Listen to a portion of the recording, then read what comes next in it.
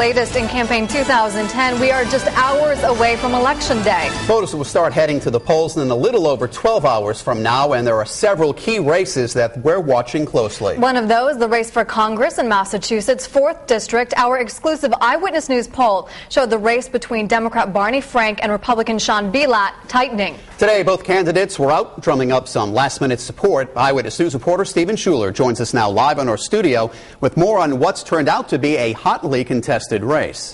Well, it's a battle between the chairman of the House Financial Services Committee and a political newcomer. After 30 years with the same representative, southeastern Massachusetts voters will decide tomorrow whether they want a major change in Washington.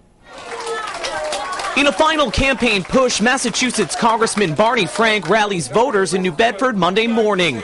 In what some call his toughest re-election fight ever, Frank asked a group of seniors to support his 16th run for the 4th District seat. I do fight for funding for St. Luke's Hospital, St. Anne's Hospital, for Route 24, for Route 18.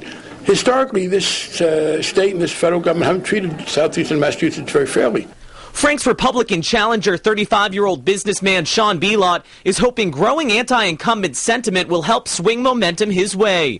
The former Marine worked phone banks in Newton this afternoon and appeared on Newsmakers this weekend to push the need for change. In particular, Barney Frank being my congressman, I thought that he is one of the leaders in Congress. I thought that he bore responsibility for some of the things that weren't going well, and so I stepped forward and got involved. An exclusive Eyewitness News poll in mid-October shows Frank holding on to a 12-point lead over Bielat among likely voters. But with 12% still undecided and Bielat leading among likely independent voters, heated attacks over issues like Social Security are fueling this competitive race in its final hours. I have purposely talked about this issue during this campaign because it's important, because people are afraid to touch it, because people get demonized for it. I'm very happy to be debating those issues. And again, I wish some of the threats hadn't been raised against Social Security, but I think the way the issues are being debated is perfectly reasonable.